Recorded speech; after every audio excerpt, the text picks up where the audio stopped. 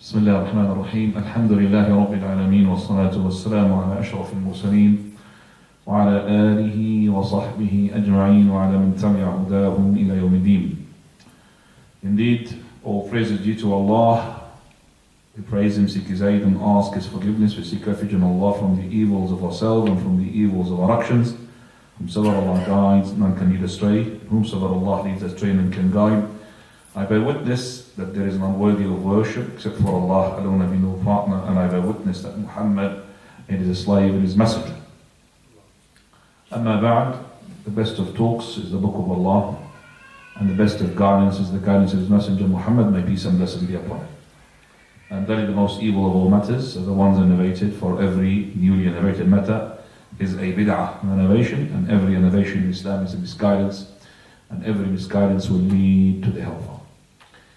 Alhamdulillah that Allah subhanahu wa ta'ala had made us to live for another day and getting us closer to the month that is a blessed month of Ramadan.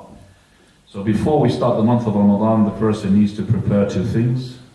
First preparation, which is the spiritual preparation of the spirit, and the other one is the preparation of the body. And the most important, of course, is the spiritual preparation. We just passed in the midnight of Sha'ban, and the Prophet ﷺ, he said that the Almighty subhanahu wa ta'ala descending down, and he would forgive to every person except for the person who's got shirk, or a person who's got a grudge or a malice towards his brothers.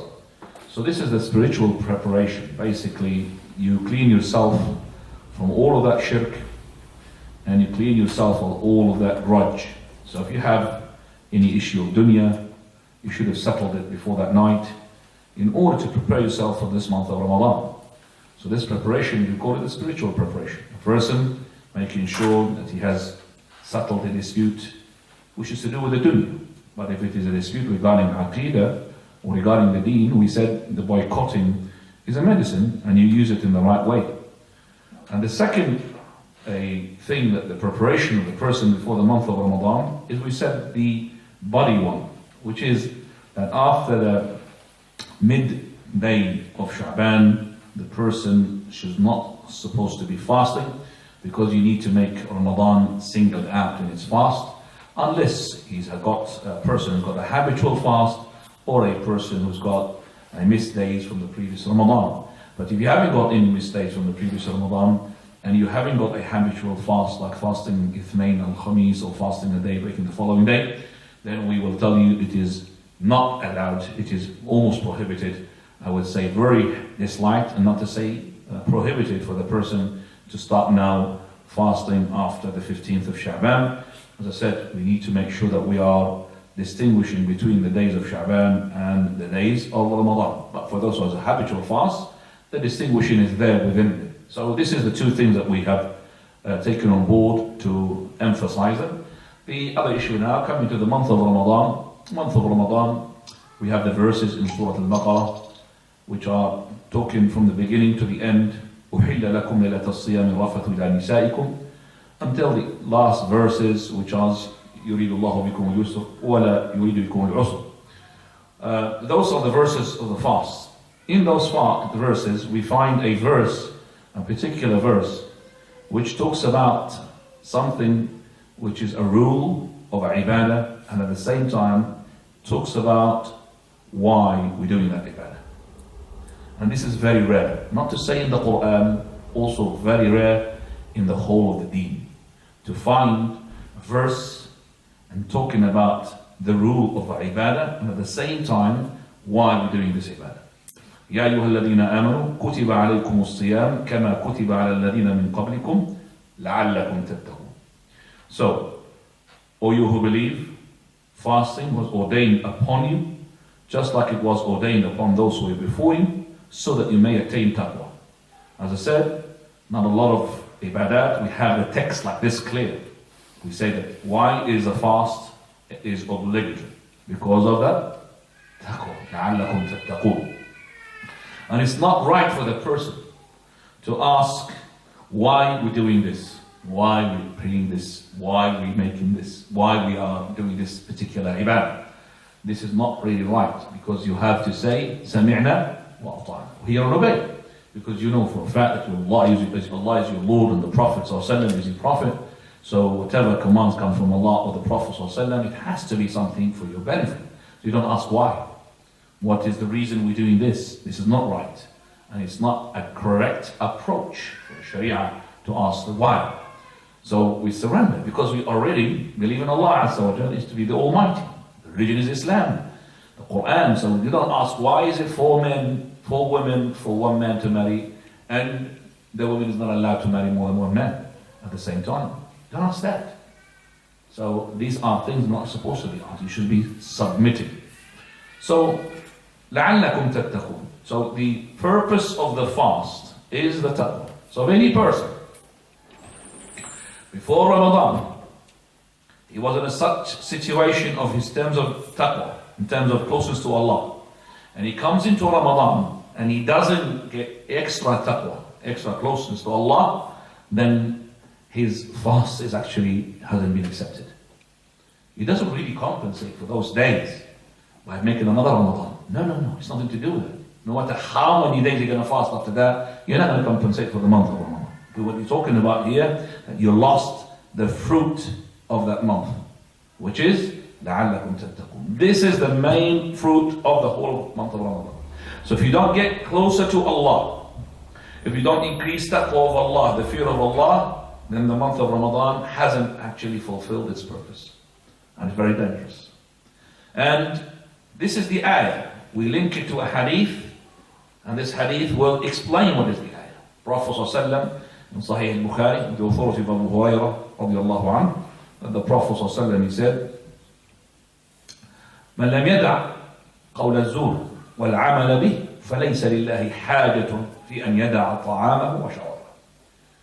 He who does not abandon the falsehood and the implementation of that falsehood, lying and so on and so forth. There are people, some lying, these liars all the time.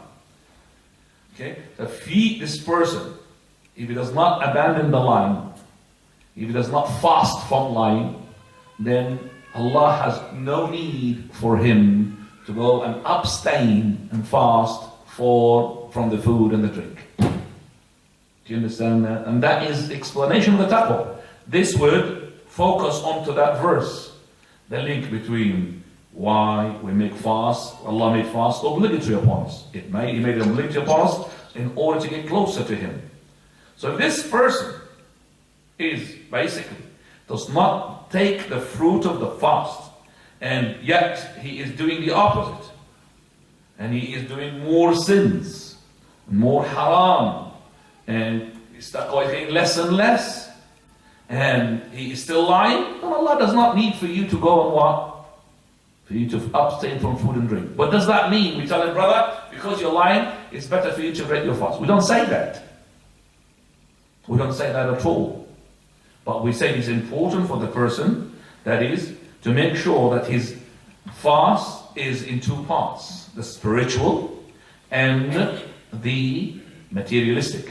Materialistic, everybody knows. I have to stop food and drink, and I have to stop sexual intercourse, and I have to stop as well the injection which is for nourishment, and I have to stop intercourse, and all of that we know. These are mufattirat, materialistic, breakers which are materialistic.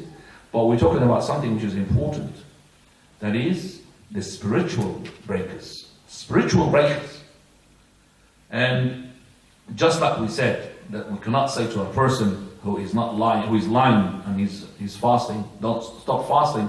The same thing to do with the prayer. For verily the prayer also, from those ibadat, which Allah subhanahu wa ta'ala had spoke about its goal. So He said, إِنَّ الصَّلَاةَ تَنْهَى عَنِ الْفَحْشَاءِ وَالْمُنكَرِ. Verily, the salah of yours, that is, prohibits you from indulging into fahsha. Fahsha, all types of sins. Word fahsha. Fahsha fil fi'l, fahsha fil qawl, fahsha fil fi'l. Bad in the sayings, bad in the actions. And so He's Allah subhanahu wa ta'ala, إِنَّ الصَّلَاةَ تَنْهَى عَنِ الْفَحْشَاءِ وَالْمُنكَرِ. Verily, the prayer forbids you and prohibits you from doing fahsha and munkar. That is, embarking upon bad things. Now, if this person does not stop the wicked thing that he's doing while he's praying, we don't say stop praying. Just like we don't say to him, what? Stop fasting. But verily we told him, what is this salah of yours? Because the more salah is yours is accepted, the more salah which is perfected, the more it should be a prevention and a deterrence for you to indulge into the sins. And that is the case. The more you are doing your salah perfectly, the more you're going to be less embarking upon sins, the more you're going to be doing more things of ibadah and obedience. So, إِنَّ الصَّلَاةَ تَنْهَى عَنِ الْفَحْشَاءِ وَالْمُنْكَرِ. And we need to remind ourselves of a hadith that maybe came across some of the brothers. That is a hadith which is batil in its ma'na, in its meaning, where the Prophet ﷺ, he said, which is not, he said, that they attributed to the Prophet of Allah, that is, مَنْ لَمْ تَنْهَى صلاته عن الفحشاء والمنكر لم يزدد بها من الله إلا بعدا. Whom his prayer does not stop him from doing fahsha, bad things, and crimes and bad evil things, then this salah will make him go further away from Allah. Now why this, as I said, false in its meaning? First of all, in its chain of narrators, it's weak, unauthentic. But the meaning of it is false, because this tells us, hang on a second, the person who doesn't maybe pray at all, better than the one who prays, yet his prayer does not stop him from indulging into haram. You understand what I'm saying? We are saying basically in this hadith, which is not hadith, is a false meaning, that the person who is not praying, better than the one who is praying, yet his prayer does not stop him from doing haram. And that is batil. Absolutely batil. We say that the person who prays, regardless of how many crimes he does, he is better than the person who doesn't pray, regardless of how good he is. Okay? But we say, إِنَّ صَلَاتَهُ سَتَنْهَاهُ يَوْمًا. Who said that? The Prophet said, verily one day his prayer will stop him from indulging into the evil. The hadith of the Prophet ﷺ, when the companion, they have complained about a man, they didn't name him, behind the Messenger of Allah. Messenger of Allah, this person behind you who prays, yet he goes and steals, people's pockets and people's houses. He's a thief. So the Prophet of Allah never said, oh, this person's prayer is invalid. This person's prayer is going to keep him away and further away from Allah Azza wa Jalla. Never said that. He said, verily his prayer will stop him from what? From stealing one day. Verily will stop him from stealing one day. Now you could have asked, well, stealing isn't it amputation of the hand? They complained about a man stealing. Well, they complained about a man stealing, but they didn't catch him red-handed. They caught red-handed and it was given to the Prophet. He will have to implement the prescribed punishment, which is amputation of the hand. So here we find that the Prophet said, "Inna salatahu satanhahu." The other hadith which is unauthentic, that is the hadith which says that presumably, which is not, that the Prophet said, he said, "Imman lam tanhahu salatuhu an al-fahsha'i wal-munkar, fala salata lahu." He whom his prayer does not prevent him from doing haram, then there is no prayer for him. That is also unauthentic. But as I said, a prayer with not stopping you from the haram, fast, which is not stopping you from lying in haram, those two ibadat, they are going to be empty from the core. Why they were made obligatory? They will be empty from the goal, the fruit. And that is why we have a hadith, again from Abu Hurairah, radiallahu anhu wa ardah, in Sunan Ibn Majah and others, where the Prophet sallallahu alayhi wa sallam, he said in this hadith, وَظَلِّ رُبَّ صَائِمٍ لَيْسَ لَهُ مِنَ الصِّيَامِ إِلَّا الْجُوعُ وَالْعَطْشُ وَرُبَّ قَائِمٍ لَيْسَ لَهُ مِنْ قِيَامِهِ إِلَّا السَّهْرُ. And we'll find a fasting person, he has got nothing out of his fast. He did not gain anything out of his fast except what? For hunger and thirst. جُوعُ وَالْعَطْشُ. And the person who is qa'im, praying, mashallah, all night, not just the prayer of the obligatory, the prayer also of the night prayer, qa'im is a prayer, then nothing is gonna be given to him from his prayer except for his sahar. Sahar means you're staying up late night. So you are really praying late night and you're getting tired. As-sahar wa nasr. That is tiredness. That's what you're going to get from that. You're not going to get the benefit, which is the sin expiation, the more hasanat. So it's empty from its what? From its theme. Why the prayer and why the fast was made to be obligatory.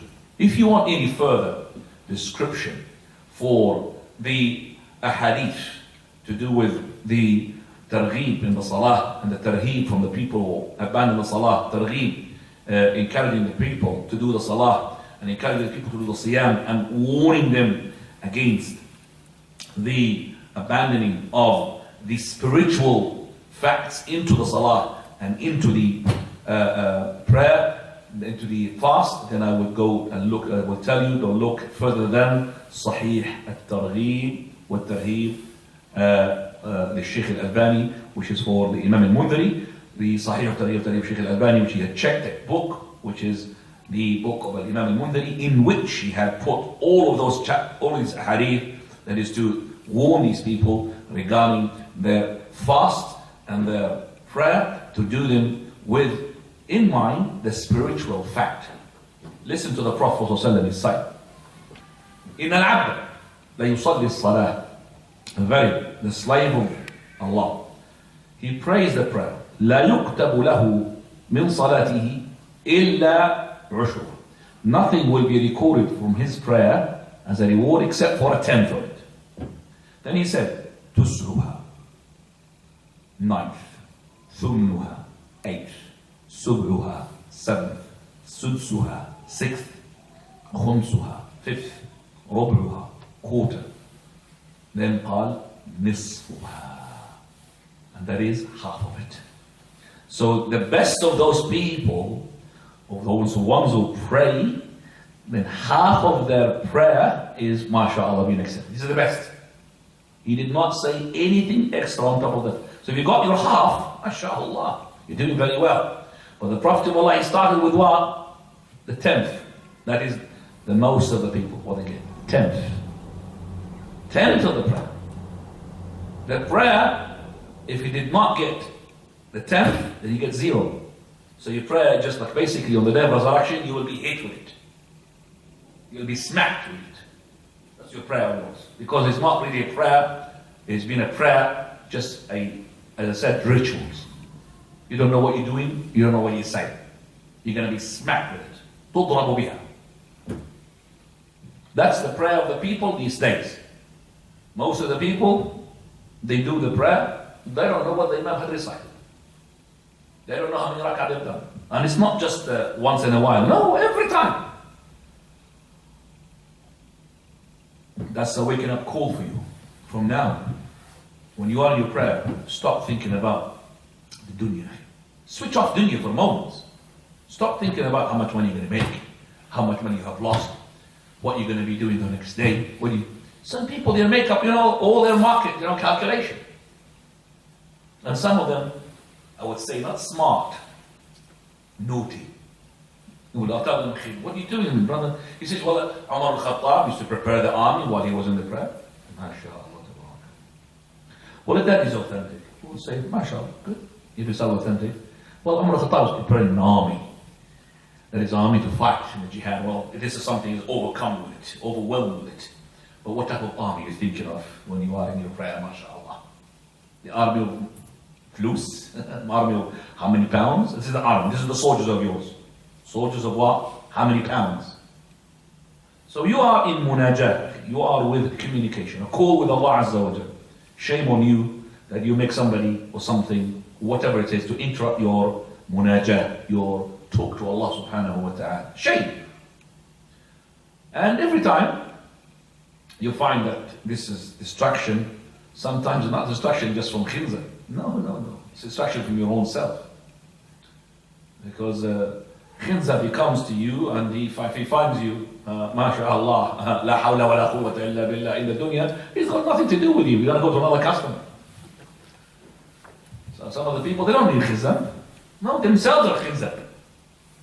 So spitting on yourself, not spitting on the khinzah. So the khilzab is that the person is mashallah concentrated, this shaitan is coming to him. But some of the people, they're going to end up all their prayer. No salah, no fatiha, nothing. Because they are with their dunya. Nothing to do with this. Make sure, ya brother, from now you're going to correct your intention. So we come into the month of Ramadan. يا أيها الذين آمنوا كتب عليكم الصيام كما كتب على الذين من قبلكم لعلكم تتقون. All these fasts which made obligatory to make us attain the taqwa, and at the same time يريد الله بكم اليسر ولا يريد بكم العسر. Allah intends good to you, ease, no hardship. ولا يريد بكم العسر. Amazing that those three verses ends up with the last verse, which is what Allah intends what? Ease to you. Subhanallah. So of course somebody would ask, fasting is a torture. No, Allah intends ease to you. Oh yeah, how can you just say that fasting is really making you relax? I don't really believe that. I'm talking about some of the Muslims. For verily, those people who had said that, then later on realized their mistake. One of those people who had said this to me said, I want to confess to you. You talk about, mashallah, that you're looking forward for Ramadan, and you are really, encouraged and enthusiastic about Ramadan. I don't find that in myself. I'm really sort of scared. It's going to come during the long days. And now this is really reality. And some of you has got this, but he cannot face himself. Do you understand what I'm saying? He cannot be truthful to himself about it. But this person, he wanted to, like his confession for the Christians, confession day. They want to confess. So I said, brother, wallahi, this has nothing to do with me. I'm going to fix your heart. It's not going to go and prescribe you a prescription, go to the chemist and get this particular pill 3 times a day or whatever, and then you're going to get Ramadan good for you. This is really a practice for the whole of your lifetime. This particular person, he took on board his words, and the following that Ramadan, which was last year Ramadan, Allah subhanahu wa ta'ala made him somehow, with illness, or he broke his foot, something to do with his foot, that he needs to take medication. And he cannot fast at least a third of Ramadan. So he's got an excuse now. So this excuse for him, now will make him to really bother about it. He came to me and he said, by Allah, I'm not relaxed. I want to fast. I feel now how I was when I was fasting, and now I'm not fasting. And I'm going to go to the doctor, so I can't take it. Forget about my illness. Can you just, gap the medicine so it could be before dawn and after, and he'd done it. You couldn't take 3 days. So everybody's fasting on my own. I can't take it. I don't like it. And he felt now what I'm talking about. So alhamdulillah, now he says, oh, I love the fast. So this person confronted himself and he thought that why is he not really loving Ramadan? Now we know Allah subhanahu wa ta'ala, He would facilitate your ibadah and make it easy for you. Never ever think that Allah wants to torture you with this fast. No. We have a hadith which is again unauthentic, but it's the opposite of the hadith that I mentioned regarding the prayer. Remember when you said, من لم تنهه صلاته عن الفحشاء والمنكر لم يزدد بها من الله إلا بعدا.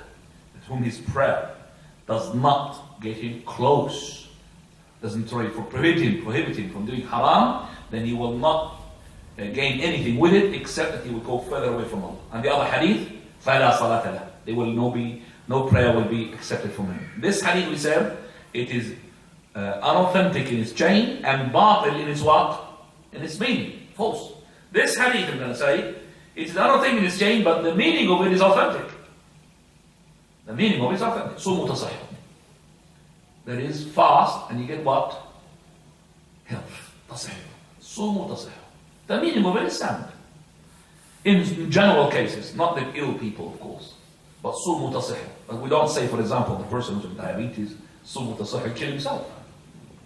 So generally speaking, when the person is fit, Siyam is what? Sihha. What is Siyam? Siyam basically, in terms of scientifically speaking, linguistically speaking, not the religion, it's like dieting, isn't it? A dieting. And we do have a saying, it is not a hadith, but 100% is authentic in its meaning. That is,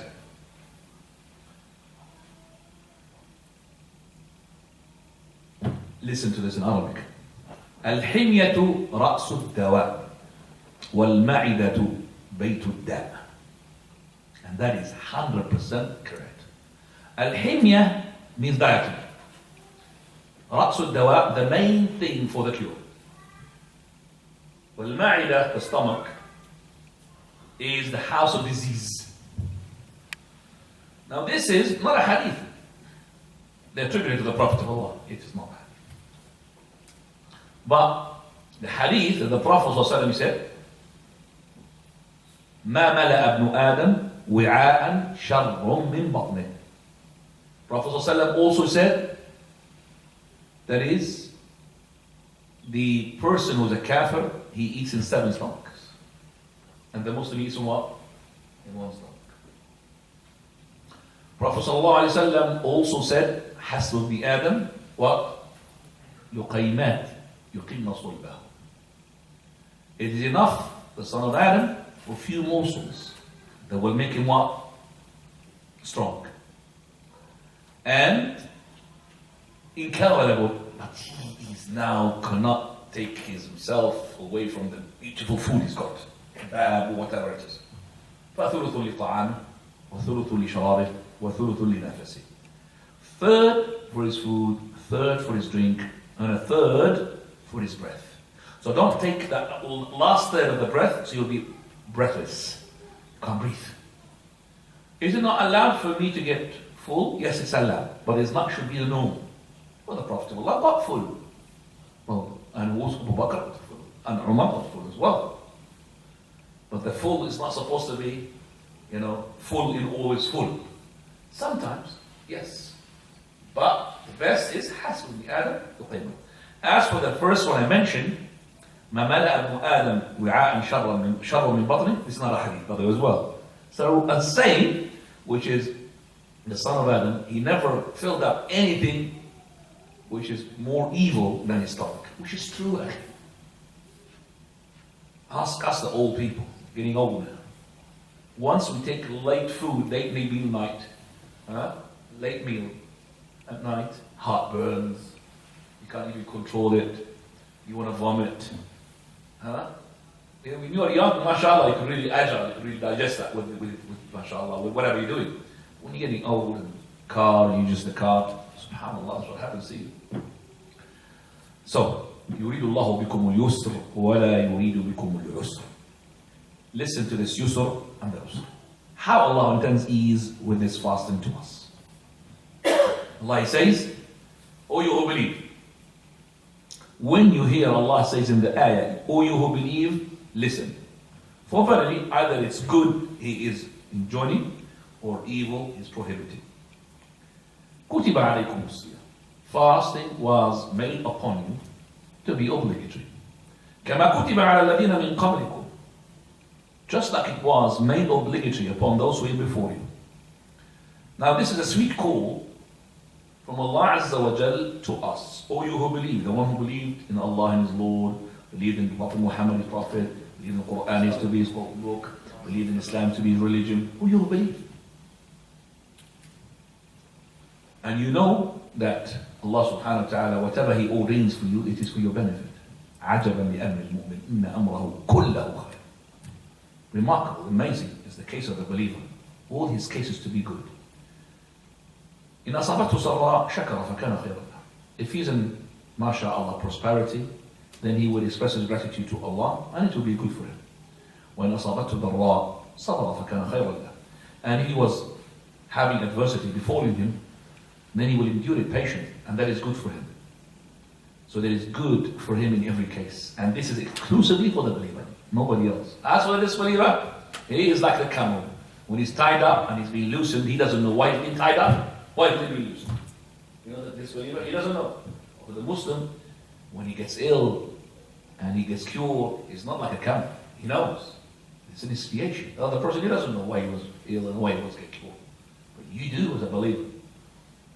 عَجَبًا لِأَمْرِ الْمُؤْمِنِ. So Allah subhanahu wa ta'ala is speaking us with a very sweet call. It's like you come into a person, you need to have some money from him for the sake of charity. You say to him, you're generous, brother. MashaAllah, give us, we have a project of building a masjid. But if you come up to him like this, you stingy, you never pay, come on pay, you never have to pay. Okay, you stingy, or you can pay for this masjid project. Maybe you'll pay, but not that much.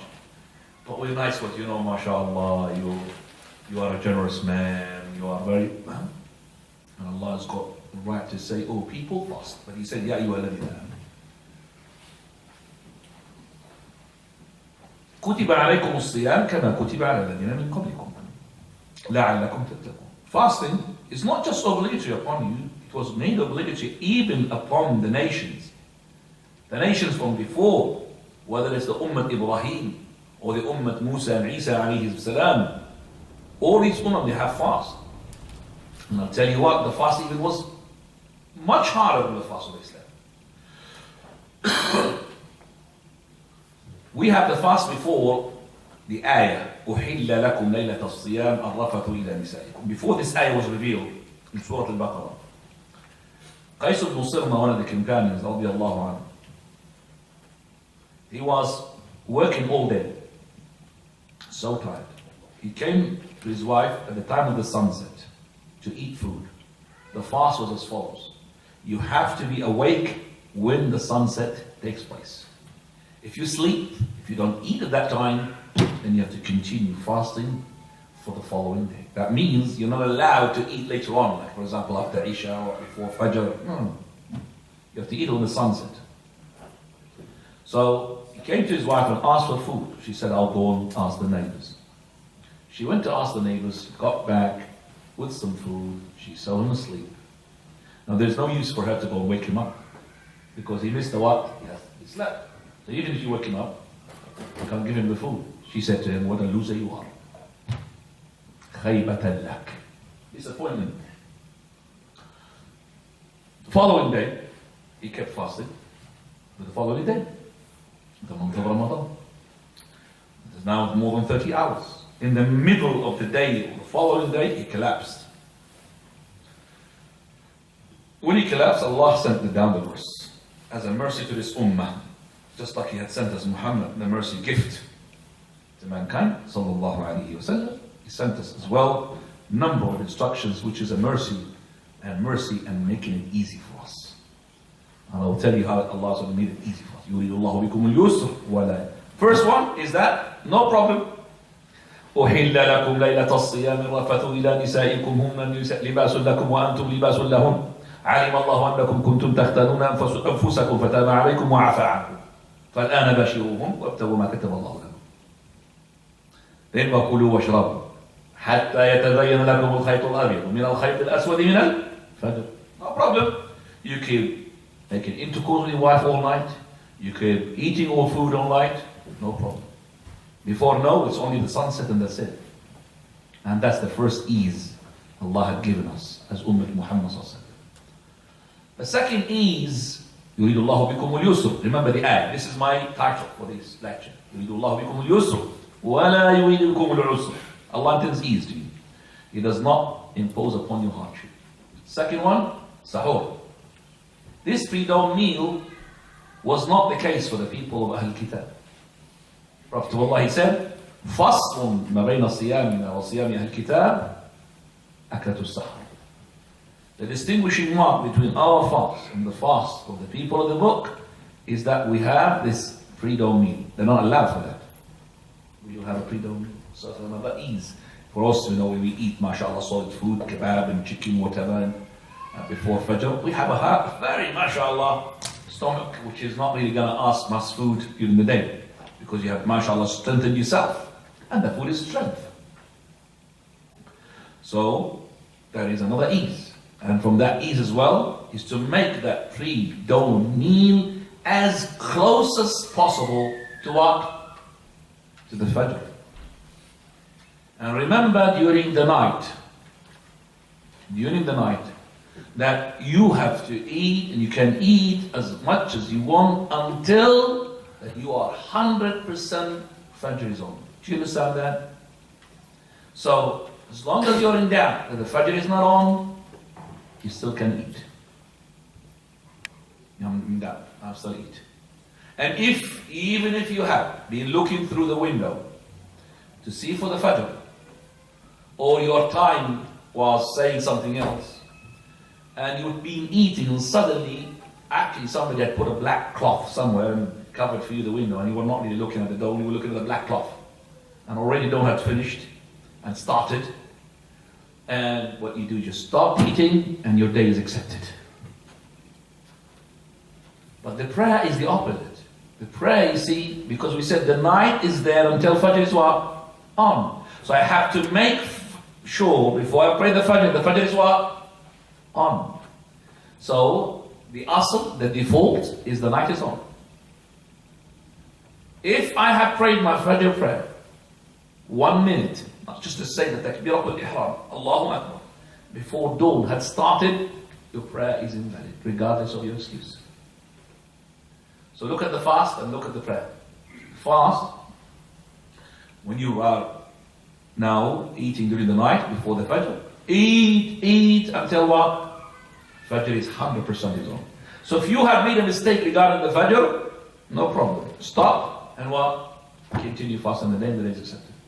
But for the Fajr prayer, you have to wait. Wait until Fajr prayer is on, because the night is always on until the Fajr is 100% is on, then you pray. If you have made a mistake, realize that you have prayed before the Fajr, even part of your prayer is invalid. You have to repeat the prayer. Inna salata kanat ala al-mu'minina kitaban. Verily, the prayer is being ordained to be a time book on the person. So the Prophet of Allah, he said, Halummu ila al-ghidha'i mubarak. Come to the al-ghidha'.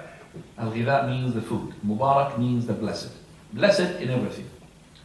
Blessed that Allah subhanahu wa ta'ala had made the angels to invoke forgiveness for those who had eaten the pre-dawn meal. Mubarak. It's a blessed food. Halummu ila al-ghidha'i mubarak. Also, not just to say that it's distinguishing my fast from the fast of the people of the book, the Prophet of Allah used to have it. And he used to say to us, don't leave it, even if you are just to take a gulp of water, like a cup of water, don't leave it. So that's why Shaykh al-Albani says it's compulsory for you to take sahur.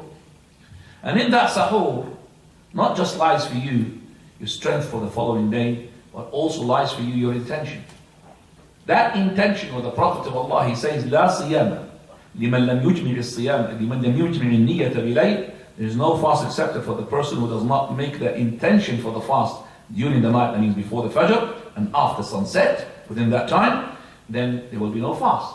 So this pre-dawn meal comes as with the intention itself, because nobody would make food during the late night, about 2 o'clock or 1 o'clock in the morning, unless they already had intention to fast the following day.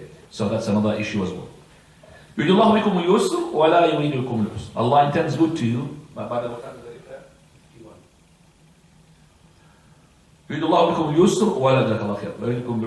Also from those things, we find as well that Allah subhanahu wa ta'ala had made us to eat as soon as the sunset comes in. And we do not wait, like those people from the Rafidah, the Shia. We wait until the stars appears. And that is about half an hour or more after the sunset. No. When the sunset comes, we will break our fast. And from the ease that Allah subhanahu wa ta'ala had given us in the month of Ramadan, that is not a month of torture. For those who are ill, whether chronic or non-chronic, for those who are old, for those who are pregnant and breastfeeding, Allah made concession for them. Somebody's on a journey, and Allah subhanahu wa ta'ala, He knows that the person who's on a journey, he is not in the correct 100% shape to fast his day. That is why he's being given a concession. So Allah subhanahu wa ta'ala says, فَمَنْ كَانَ مِنْكُمْ مَرِيضًا أَوْ عَلَى سَفَرٍ فَعِدَّةٌ مِنْ أَيَّامٍ أُخْرَى. He was upon a journey, or he was ill, then let him compensate on other days. And Allah combined between the two, the journey and the illness, for a hikmah, for a wisdom. Just like we don't know how much illness do I need for me to break my fast. I don't know how many kilometers or miles do I need to travel in order to consider myself a traveler. Look at the combination. فَمَنْ كَانَ مِنْكُمْ مَرِيضًا أَوْ عَلَى سَفَرٍ. This is the ayah. So what is that criterion by which I could distinguish I've got 50% illness, so I'm allowed now to break my fast? There isn't. I cannot go to the doctor, please can you just check me if I'm allowed to break my fast or not? It is not. Not. It's being general knowledge. General terminology. So each person could get the same illness, but one of you, he cannot cope. One of you who fears that the disease will get worse or the cure will be delayed. And the other person who's got the same illness, but he's fit.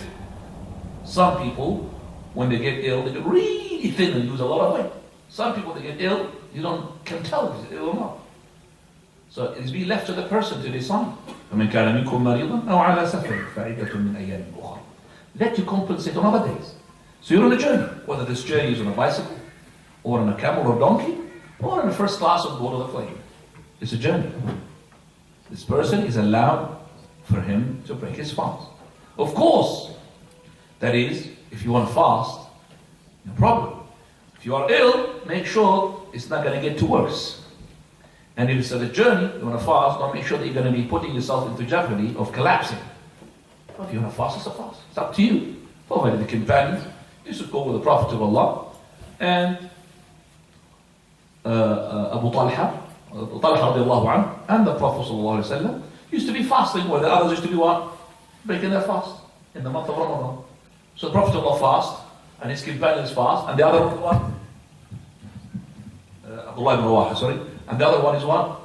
They're not fasting, so no problem. So some fast and some they don't fast in the journey. But we don't call the people who do not fast in the days when we are traveling to be chicken. And we don't call those people who fast while we are on a journey, you are extremists. No, each one is got a concession, whether they want to take it or leave it. But if the doctor had said to a person that you may not fast because you are in danger, then your fast will gain you sins rather than gain you hasanat. And the illness is considered to be chronic or non-chronic. Chronic is a long-term illness, diabetes or whatever. This person, he is giving this concession. Allah subhanahu wa ta'ala said, no expiation, it's fidya. Yaftadi, he ransomed his breaking of his fast with something else. That is to feed a poor person for every day he breaks his fast. Bismillah ar-Rahman ar-Rahim. Alhamdulillah wa salatu wa salamu ala Rasulillah wa ala alihi wa sahbihi wa wala. This is going to be the class before the last one on Al-Ithnain next week, which is to do with the month of Ramadan. So this is going to be the one which is next to last, basically, and in which we have discussed introduction for the month of Ramadan. And I hope that Allah subhanahu wa ta'ala had made us to benefit from talk, including myself. And I will conclude this talk by reminding the brothers that they need to learn about their deen, just like they are keen to learn about their dunya. Some people, mashallah, if you ask them about something to do with the dunya, he will give you details to the tiny little bits. He's a master. When you talk about, for example, ions, you talk about the positive and the negative, you talk about chemistry, you talk about physics, you talk maths, mashallah. You ask him a simple question regarding his deen, he started to startle, to struggle. Why? Well, usually, mashallah, you have made an effort to learn that dunya. You must have make an effort as well to learn your deen. And the deen is not just to be learnt from the Google or the internet. No. You have to learn as well, face to face, and sit down. And sitting down is not really easy. Because the person, as I said, he has so many things inside himself, from all of them fight. There's the pride. There is the dunya. There is the whims, the desires, and there's the shaitan on top of that as well. All of that is inside yourself, in a fight. So when you find a person, he is in a circle of knowledge, there is a Satan, Shaitan, sending him soldiers after soldiers with chisels and a hammer. So he feels it painful even to sit down. When there is a dunya thing to do, like a mega sale for a TV screen, gone down from 10,000 to 100, but it's going to be sold for the first 10 customers, he'll camp outside the night before. And he doesn't mind even standing up, because there's a shaitan sending him. Well, he doesn't have use to the shaitan, he's himself a shaitan. But there will be a shaitan massaging his legs, no worry. Whereas in the Taraweeh prayer, with a hammer. And that is why he keeps looking at the clock. Watch, clock, watch. Imam has gone long. This is really an illness. And as I said, cannot be treated just simple. No. You have to push yourself. فَأَمَّا مَنْ نَهَى, the one who had forbid, نَفْسَ عَنِ الْهَوَى. That is, he had forbid himself from the whims and desires. You have to force yourself. Push it. I am going to make you to be trained. So you train yourself. And as I said, الصبر مفتاح كل خير. Patience is the key for the success of everything. Be patient, and inshallah Jannah is yours. Any questions regarding what we have heard, or something that we need to learn? Next, inshallah, al-ithnain will be regarding al-mufattirat al-maddiyah, the breakers of the fast, which are the materialistic. We'll talk about al-mufattirat al-maddiyah. We have talked about the mufattirat al-ma'nawiyah, the spiritual. We talked about it tonight. So inshallah, in the last al-ithnain before the Ramadan will be the mufattirat al-hissiyah.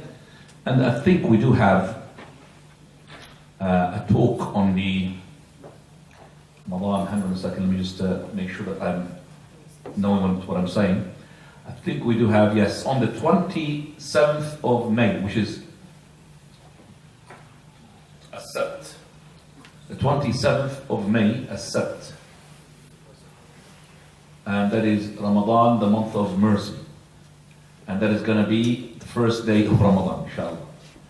And the lecture is going to be from 8 o'clock until the iftar. They promise they're going to be iftar for everybody. So inshallah everybody will come. Because there's no iftar, nobody will come. And that's, unfortunate. There's iftar. If there is food for the belly, they come. Food for the heart, for the ruh, for the soul, very few. So no problem, inshallah. We'll tempt the people through the food of the belly, the stomach, in order to get the food of the heart. So inshallah, it will be iftar, I think, jama'i here, in this masjid. And it will be, I think, I believe, most likely, it's going to be the first day of Ramadan, because the cross sighting of the moon between the al-Qura and between the regular sighting, I could say that it's almost a Sabt, but Allah, Sabt moon. We have moon sighting, inshallah, but Sabt, very likely. If it's going to be the Ahad, then al-Qura will be out by 2 days. al-Qura will be out in 2 days, because according to al-Qura, al-Jumu'ah, the preceding of the Jumu'ah that precedes the Sabt, is actually the 30th of Sha'ban. So it has to be the Sabt, the first. It cannot be the Ahad. But according to the sighting, that the Jumu'ah is the 29th. So it could be what? Sabt or Ahad. But if it's got to be Ahad, then al-Qura will be out of touch, if you understand. And usually it's the case, doesn't happen. Usually. But as I said, I'm just doing this sort of process of elimination. But I would say that most likely it's going to be a Sabt. Wallahu a'lam. Now. Fadl. Uncle, be a question, please. Two questions. Fadl. These days, a number of students are taking the GCSE starting from tomorrow. No. And it lasts for the whole months of May and June. No. I have a young and she wants to pass, but what happens if she finds it very difficult? The students who have GCSEs got the same question, had repeated itself last year, the same thing. And it's going to repeat itself as well next year. If Allah wills for us to live for that one. That is the same thing. It's going to be the same thing. We tell them, you have no concession. That is, if you have exams, that you are to what? To break the fast.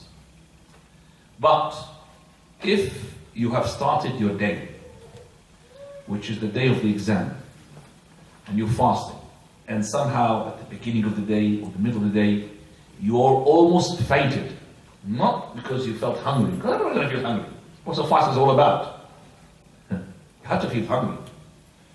So if they have felt that they're going to be fainting, then at that moment they break the fast. But not to break the fast because they fear, or because they got examined, or because the glucose drops down, so I could really do my study. Well, study during the night, actually.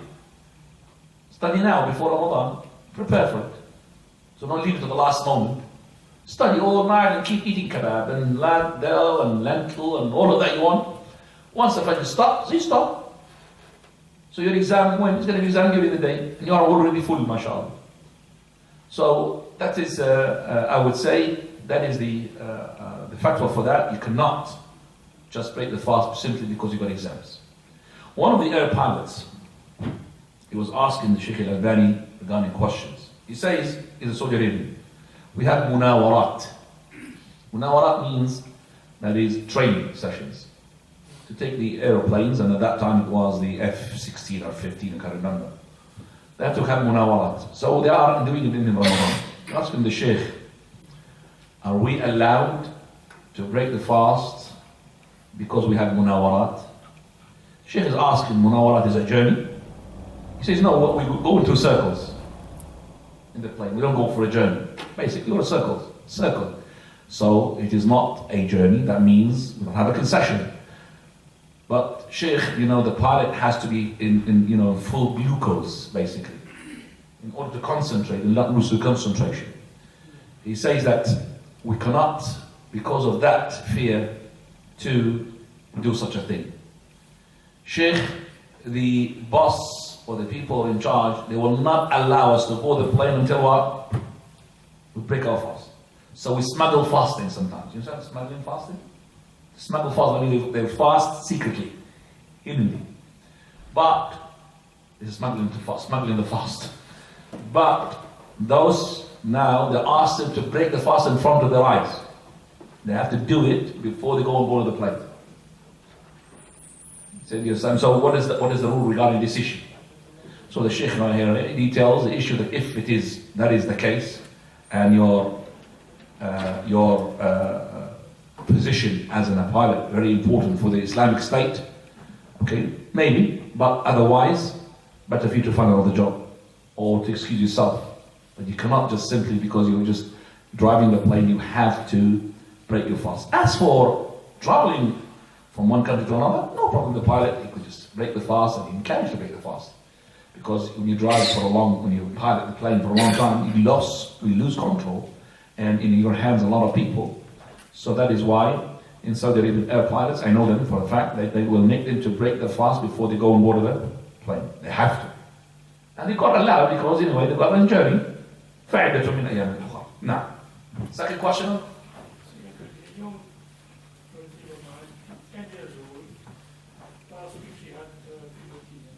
She had what? Puberty. No.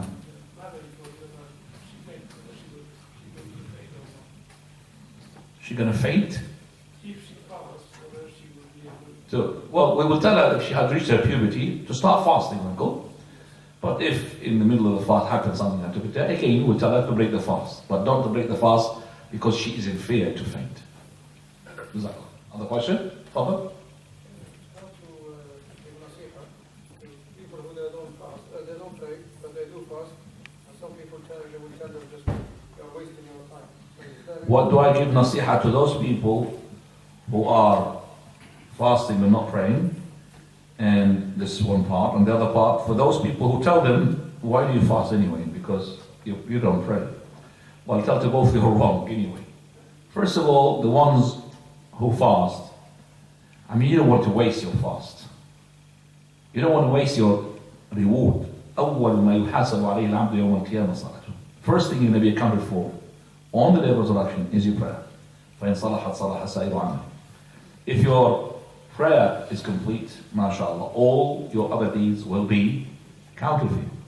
فإن فسدت, but it was not really complete, فسد سائر عمله, all your rest of your deeds will be not counted for you. So be careful. That's a threat. So you don't want to lose the hasanat of those ibadat. As for that person who's threatening those people, you don't have to fast. And you say to him, for example, like the Arab, they say to the ones who do not pray while he's fasting, الراعي بلا عصا أو الصائم بلا صلاة كالراعي بلا عصا. The fasting person without praying is considered like the shepherd without a stick. And the shepherd without a stick is nothing. No, we don't say that. We say the person who fasts and he doesn't pray is much better than the person who does not fast and does not pray. Definitely. And I'll tell you what, the person who does not fast, 100% he doesn't pray. Do you understand that? 100%. That's an equation. And if he doesn't fast, he's very far from religion. He's about to leave it. But the amount of people who fast and do not pray, not considerable. But you'll never find a person who prays and doesn't fast. No way. A person who five daily prayers, he will fast definitely, unless of course he's ill or old, whatever. So again, I will say to the person that if you are leaving your fast, that means you're almost leaving religion. You'll find those people who do not fast, they don't even believe in the fast itself. Because if you believe in the fast, how can you break the fast and then break it even while openly? They don't care. They come with the smelling cigarettes. وَالْعِيَاذُ بِاللَّهِ. So, I remember some of the people who used to come to the masjid during the month of Ramadan. I never seen them. Okay? When you investigate with them, they were drinking before fasting Ramadan. They were having girlfriends before the month of Ramadan. And then, when the month of Ramadan is finished, starts, he will tell his girlfriend, come to me after Ramadan. So he will release her for the month. I'm not joking, Kwani. Wallahi, this is true. Okay? And then come to me. And then he will start drinking, he will stop 1 minute with the month of Ramadan, and then with the intention that he will return back after the month of Ramadan, because he respects the month of Ramadan. I'm not going to take the mick out of that person, because he's still better than the one who does not what? Fast at all. At least he respects. Okay? Faddal akhi. Sheikh, a brother says he's been diagnosed with diabetes for the last 2 years. Allah musta'an. May Allah keep it. But he says he's been comfortable to fast, and he has been. Yeah. But now this year he's had a heart operation, and he's wondering whether he should fast or not. I am not the right person to ask if somebody's got diabetes, he should fast or should not fast. The right person to ask is the doctor. So if the doctor he said that if you fast you're in danger, it's haram to fast. But if the doctor said, no, it's okay as long as you control yourself and you know what you're doing, because diabetics is levels, not 1 or 2. Even it's 1 or 2 type 1 or type 2. Even the type 1 and type 2, there is types inside you. How bad you are. So some of them they can't, because as soon as the glucose drops down, it's not when they go up. Problem is when it goes down. That's when he faints. And he could be going down the stairs. If he faints, he's going to drop dead. He's going to break his ankle, break his brain. So that's why it's dangerous. But some of them, no. So it is, I know how difficult for the old man to give up, something that he's been doing all his life. Which is very hard, yeah. So please sympathize with your father or your grandfather who is not willing to listen to the doctor. Sympathize. Because you're going to get to the same age and you will see that how difficult for you not to fast.